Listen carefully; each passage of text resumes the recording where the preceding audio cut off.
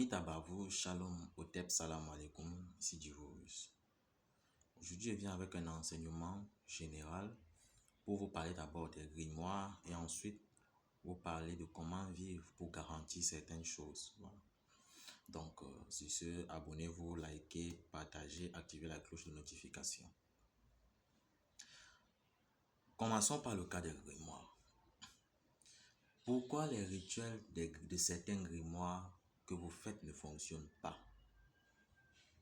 Pourquoi vous faites même un rituel qui vient d'un grimoire authentique, reconnu par tous, mais qui ne fonctionne pas? Pourquoi vous prononcez des paroles de puissance, de pouvoir, mais vous n'avez pas gain de cause? Il faut savoir que un grimoire est d'abord un objet mystique. Un grimoire, lorsqu'il est confectionné, il y a des rites que l'on fait sur le grimoire pour qu'il soit protégé par certaines entités, parce que dans le plan spirituel, au-delà de la parole, il y a les écrits. C'est pour ça qu'on dit il y a 3 types de pactes, parmi lesquels il y a le pacte oral, le pacte verbal, le pacte par écrit et le pacte de sang. Donc, les 3 grandes familles de pactes. Maintenant, bon, ce sont les 3 grandes familles. Dans d'autres coins, on peut subdiviser encore en plusieurs. D'autres peuvent vous parler juste de 2 types de pactes. Mais bref, concentrons-nous sur le cas de l'écrit. Vous voyez donc que l'écrit est considéré comme une forme de magie authentique en fait. Les talismans du soufisme, ce sont juste des paroles, des versets coraniques avec lesquels l'on écrit sous certaines formes, avec certains signes, certains chiffres, certains symboles en fait, pour fabriquer un talisman dans la magie islamique. Donc, on n'a pas besoin des paroles, on a besoin que d'un papier, on écrit certaines choses. Vous voyez déjà que le grimoire en lui-même est un objet hautement mystique. Maintenant, en tant qu'objet hautement mystique, il contient, dans ce grimoire, il contient forcément des noms, que ce soit des noms des plantes, que ce soit des noms des génies, que ce soit des paroles magiques. Dans un grimoire, il peut y avoir des rituels de chance, des rituels de malédiction, des rituels de prospérité, des rituels de guérison. Donc, vous voyez que dans un grimoire, il y a plusieurs types de rituels différents et maintenant, il faudrait canaliser tout cela. Donc, automatiquement, il va falloir protéger, on va dire comme ça, le grimoire pour qu'il n'y ait pas d'abord conflit d'intérêt entre les différentes énergies. Parce que quand sur une page, il y a un talisman et sur une autre page, il y a peut-être un talisman. Dans la première page, supposons il y a le talisman d'un ange comme Michael.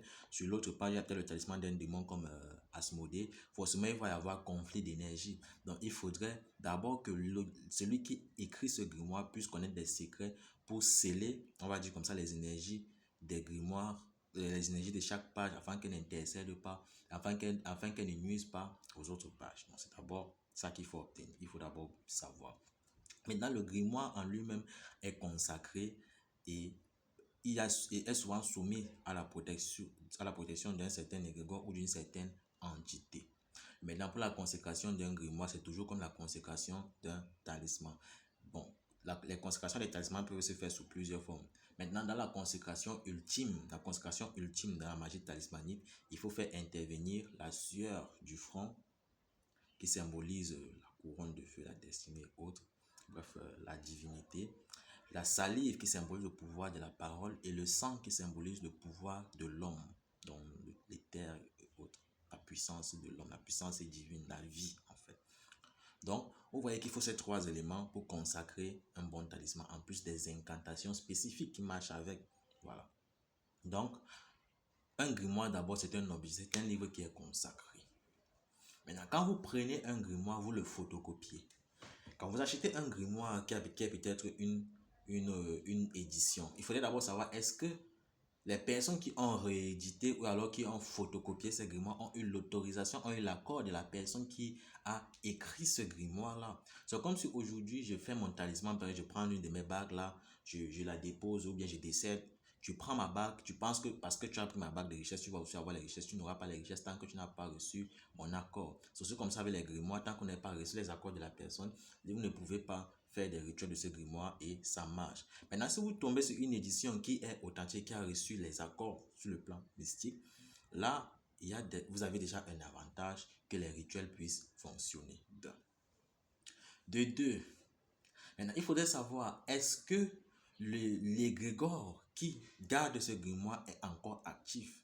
Est-ce que cet égrégore est encore nourri? Parce que lorsque vous faites un rituel qui provient d'un grimoire, l'autre rituel s'adresse à l'égrégore et c'est l'égrégore qui est chargé de faire venir l'entité ou les énergies conjurées par sa puissance. Maintenant, c'est que la puissance de l'égrégore n'est pas assez imposant pour pouvoir soumettre cette entité à sa domination. Vous n'aurez plus gain de cause. Maintenant, il y a aussi des entités, des grimoires qui sont gardés par certaines entités.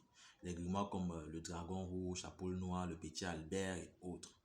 Quand vous prenez ce genre de grimoire, quand vous entendez ces noms, ce ne sont pas des noms qui ont été choisis au hasard. Il faudrait que vous ayez la capacité, d'abord, par certains rites spécifiques, de conjurer cette entité-là et d'aller vous lier à cette entité pour pouvoir user des secrets qui sont contenus dans ces grimoires-là. Voilà. Je fais ce thème parce que c'est une amie qui est aux États-Unis, elle fait partie d'un ordre très puissant, donc l'un des ordres les plus puissants et les plus célèbres du monde. C'est pas la franc-maçonnerie ni la rose, quoi, mais vous devez déjà avoir une idée. En tant que femme illuminée, elle m'a posé cette question. Bon, je sais qu'elle connaît déjà. Quand j'ai voulu lui répondre, elle m'a dit non, réponds en vidéo. Donc, vous voyez comment les initiés se testent parfois, on n'a pas besoin de trop. Ben, elle était d'abord venue mystique, comme elle a vu. Comme elle a vu que bon, voilà, c'est quelqu'un comme ça, comme ça. Elle m'a écrit. Ensuite, elle m'a dit réponds-moi en vidéo. Je veux que tu me répondes en vidéo comme tu réponds à tous les abonnés, en fait. Donc, on a l'habitude de beaucoup causer, en fait. On s'échange des connaissances. Voilà. Donc, voilà donc ça.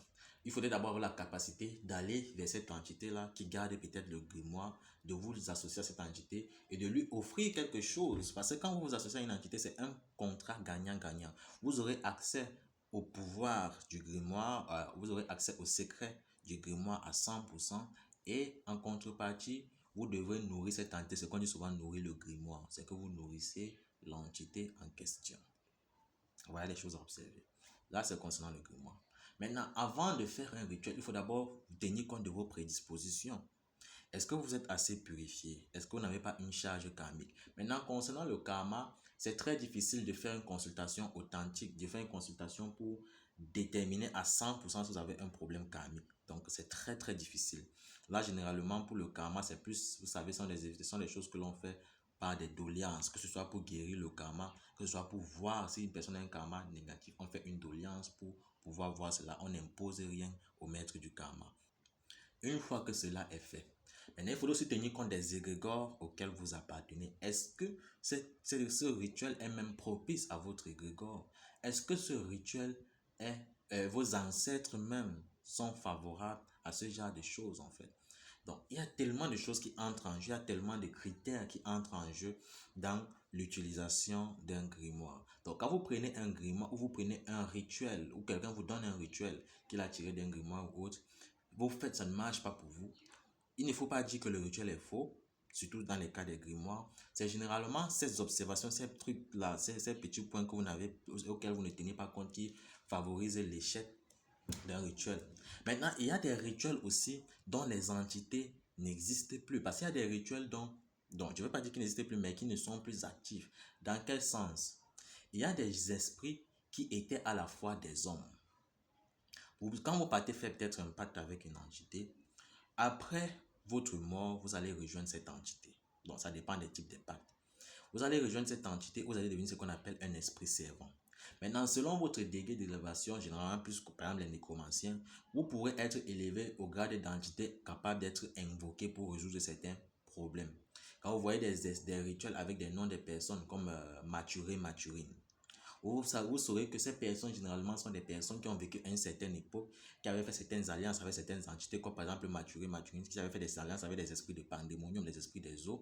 Et en contrepartie, maintenant, après leur mort, ils ont été obligés de servir ces entités-là pendant qu'ils étaient là-bas et ils avaient pour but d'apporter certaines choses à ces personnes-là en fait. Donc, pour dire quoi?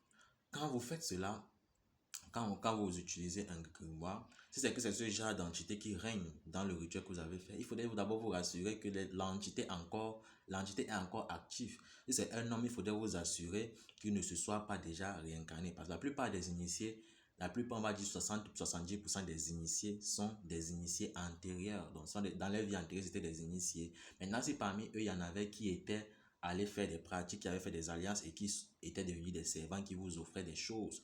Comme prenons tout le cas de Mathurine, que lorsque vous dépensez le billet, l'entité part récupérer tout l'argent que vous avez dépensé et vous ramène ça à la maison.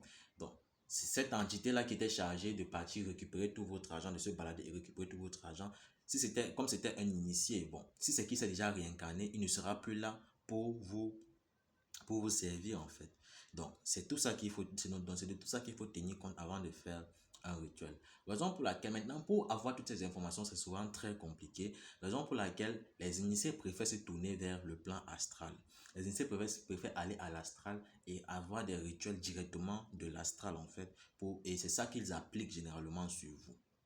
Voilà. Donc, c'est ça. Maintenant, concernant l'évolution quotidienne. Lorsque vous faites un travail spirituel chez un mage, chez un initié, chez un prêtre et autres, il faut savoir que le prêtre a pour vocation de vous ouvrir les portes grandement. Je vais prendre un exemple, j'aime parler les exemples pour que vous puissiez bien visualiser la chose. Le mage ou l'initié est comme un architecte. Quand vous le venez quand vous le rencontrez pour votre problème, il résout votre problème à son niveau. Donc, comme l'architecte, vous venez chez un architecte, vous dites j'ai besoin d'une maison, et il vous construit la maison, il vous donne les clés de la maison. Si vous entrez dans votre maison, vous décidez de mettre le feu, elle brûlera, vous allez vous retrouver à la rue. Vous pouvez décider que vous n'entretenez pas votre maison, elle devient sale et lugubre. Après, c'est vous qui allez vous plaindre des rats, des moustiques et autres, des odeurs même. Donc, il faudra maintenant entretenir la maison que l'architecte vous a construite. C'est donc aussi pareil dans le plan spirituel. Il y a des personnes, parfois, tu fais un travail spirituel aujourd'hui sur la personne, le lendemain, elle gâte son travail spirituel. Tu fais un travail spirituel, quand tu lui dis ne bois pas d'alcool, il part, il gâte. Donc, moi, généralement, j'essaie de protéger au maximum. J'ai un patient pour qui j'avais fait le rituel, je lui ai dit ne bois pas d'alcool. Il a oublié, il a voulu prendre un verre d'alcool, le verre s'est cassé entre ses mains. Donc, il y a parfois, on passe par ces méthodes-là, ces méthodes un peu brutes. Mais dans les normes, on ne doit pas passer par là. Mais pour lui, j'avais fait ça parce qu'il était trop tourmenté. Donc, on peut faire ton rituel aujourd'hui, tu pars demain, tu gâtes ce même rituel. Tu peux faire un rituel aujourd'hui comme pour une femme, toujours, cette fois-ci au Cameroun, tu fais un travail, le lendemain, tous ses ex reviennent, elle est tellement contente. Ensuite, elle part encore dans un endroit où tu l'interdis d'aller, elle arrive là-bas, elle gâte encore le travail que tu as fait, tu es oublié de recommencer à zéro. Ça, c'est d'abord le premier point.